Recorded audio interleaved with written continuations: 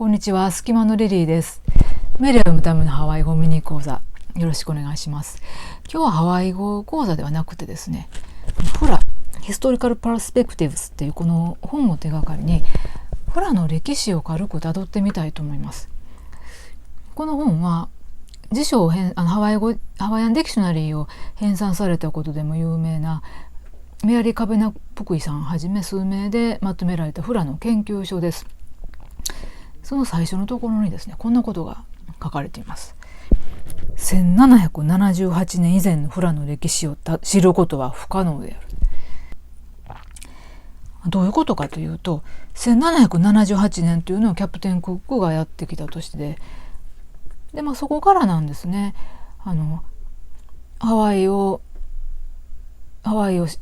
に出会った西洋人たちが書き記すというところから始まって、ハワイのことが、文字で記録として残るようになったと。そこからフラの書き記された歴史というのも始まるわけですが、そして本格的に書き文字が登場するのは1820年に米国から宣教師たちがやってきて、布教のためにやってくるんですけれども、バイブルをハワイ語訳するというところでアルファベットを導入すると。そこから書き記されるハワイ語が表記されるようになってと、そうしてですね、キリスト教的な価値観のもと、宣教師たちによってフラは徹底的に否定されるんですね。セクシャルな表現でもあるので、みだらなものとして、野蛮なものとして徹底的に否定される。そんな中、公の場でフラが披露されるっていうことがなくなっていくんですけれども、そんなフラにとっては不幸な時代が長く続いた後、フラをリバイバルさせようと、ハワイのネイティブの人たちのアイデンティティのベースになるものとして、ハワイ文化の一つとしてフラを復興させようとしたのがカラカウア王でした。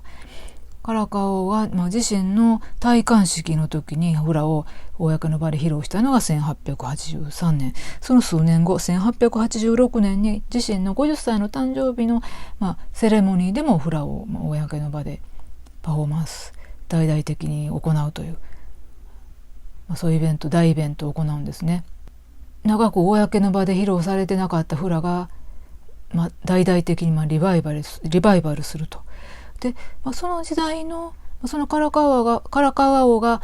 復活させたフラを記録したのが、西洋人だったんですね。ハワイ生まれの方だったんですが、このエマーソンがこのUnwritten Literature Hawaii、これを書き記して1909年にこの刊行されます。フラの記録として、権威のある、文献として今も多くのコムフラたちが参照する本でもあったりするんですね。そんな風に、19世紀末にハワイ王朝がなくなろうとする時に復活したフラなんですが、その後ハワイが合衆国に併合されてと、カラカウア王がイベントをしたような仕方では、フラはパフォーマンスされるものではなくなるんですけれども、その一方でですね、観光の島としてハワイが売り出される、それも合衆国に併合されてからスタートするんですね。19世紀末から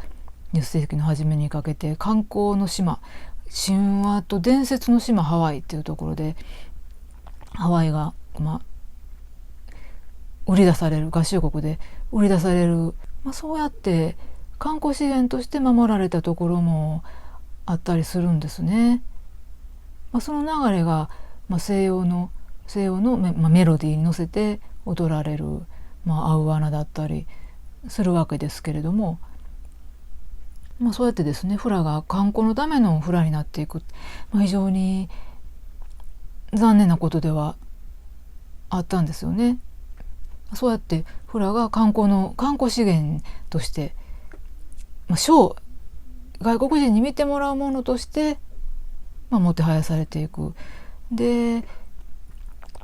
この本に書かれているのが、せいぜいハワイ語で表現されているぐらいのもので、フラの本来の表現ではだんだんなくなっていたと、残念な歴史があったというようなことが書かれてるんですけれども、そういう歴史をたどってみるとですね、私たちなんかが観光で、ハワイに訪れてフラに出会ってっていうのも、その流れの中に、あるわけですよね。で、フラをより理解するために、メレのことを知るために、ハワイ語を勉強すると、私たちにとってのハワイ語は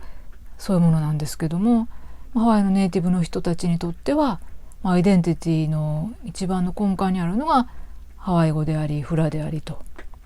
そのあたりのことは忘れずにいたいなと思ったりします。メレを読むためのハワイ語ミニ講座終わります。